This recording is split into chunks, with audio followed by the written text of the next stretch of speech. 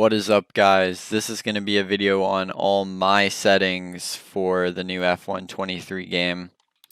We're going to head right into it here as these are just all the settings that I use. This is a bit personal preference, but this is what I've thought works best for me.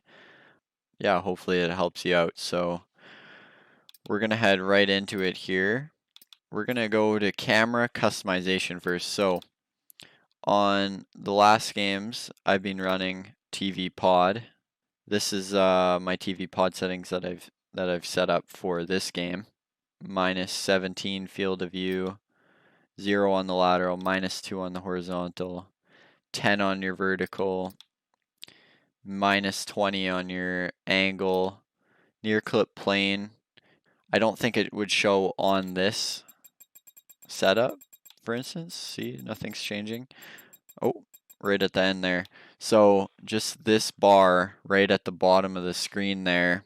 So what near clip plane does is basically it's just to prevent the camera like clipping the car into your field of view. As you see on the bottom of the screen there, the little yellow slowly goes away when you go to the front. So it just prevents that from happening.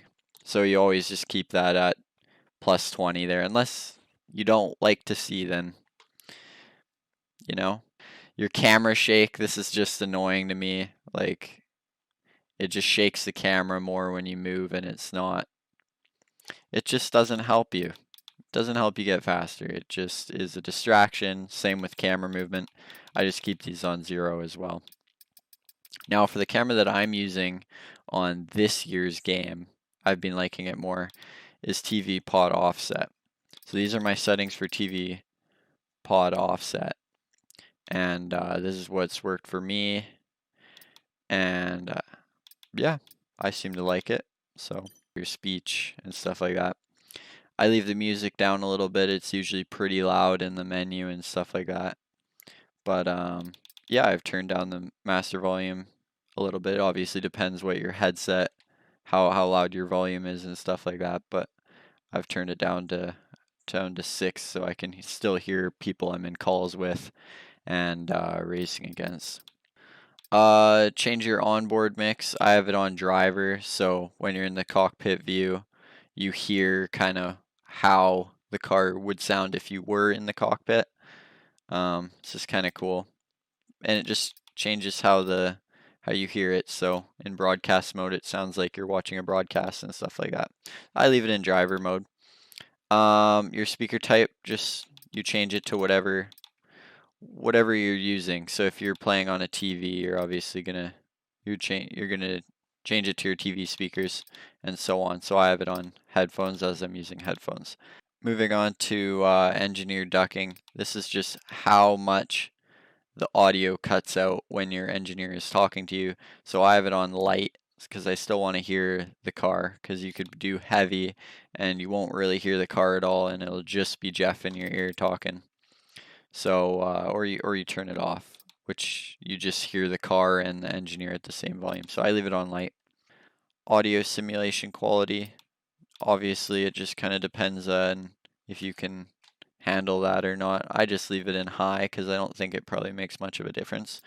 Your commentators is obviously just changing between Alex, Jakes, and Crofty. Crofty's the GOAT, so we leave it on Crofty, but anyways, anything else down here?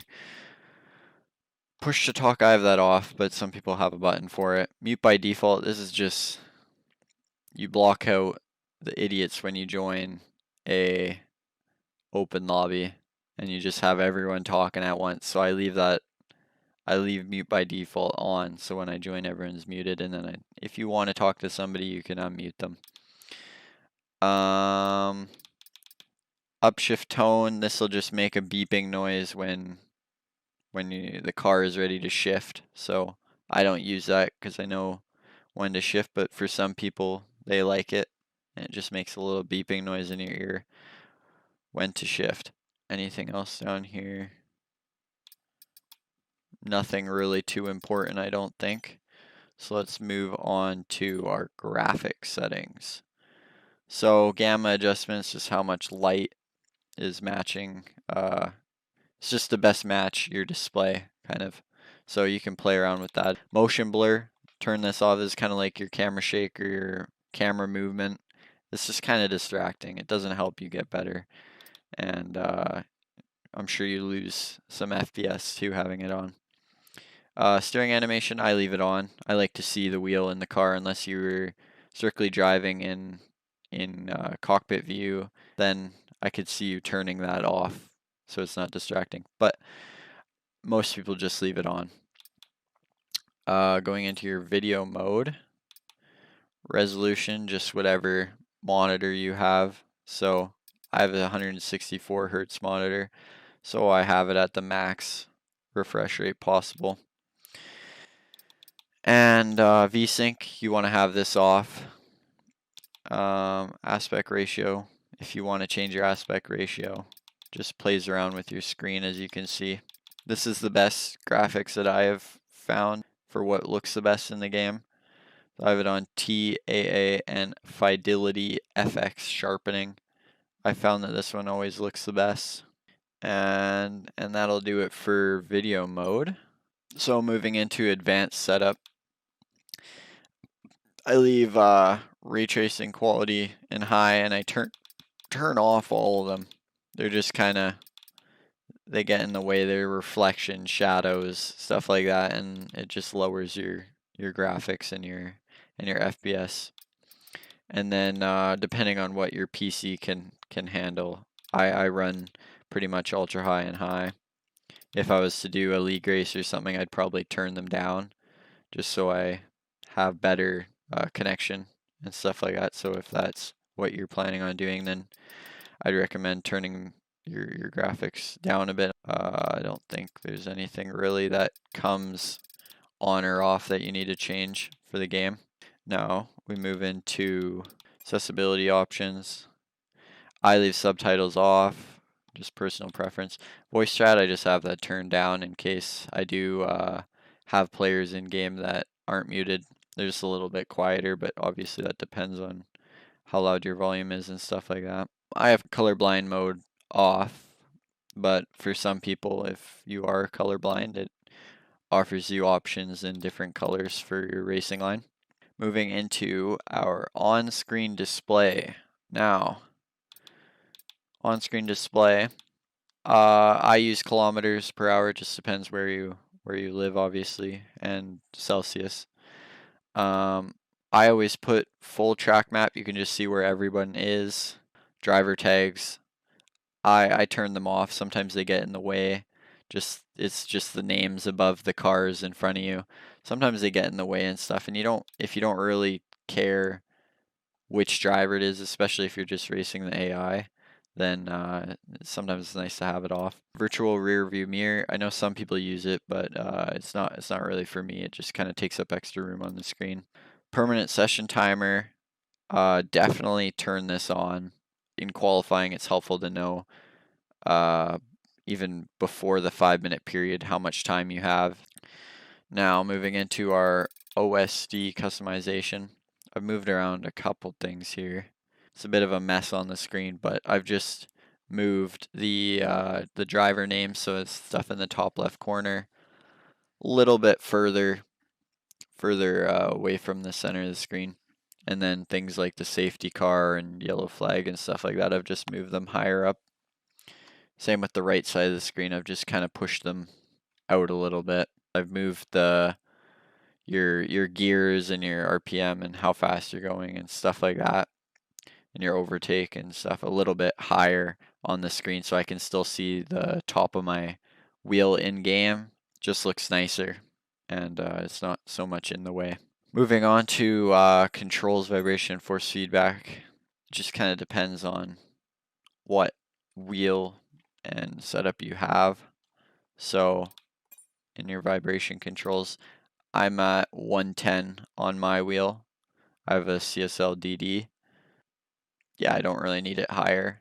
It's enough power. And then I turn all of these off.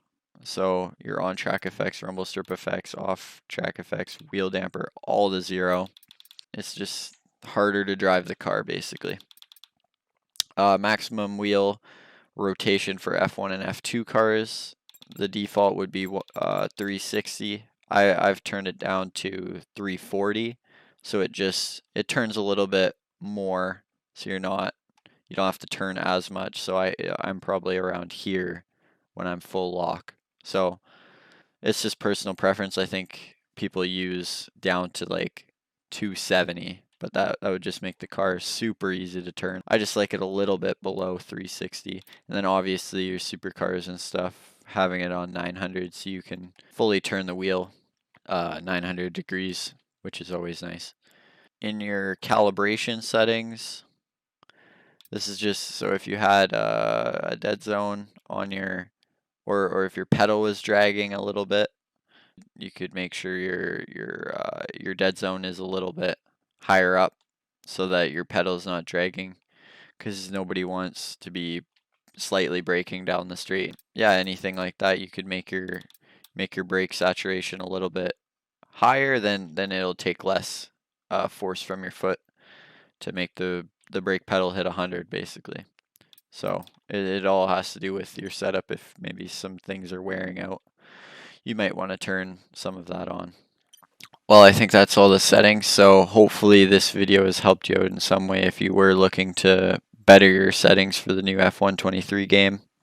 I'm hoping I'll post more content like this, and if you have any other ideas, let me know in the comments, and I'll make sure to do it.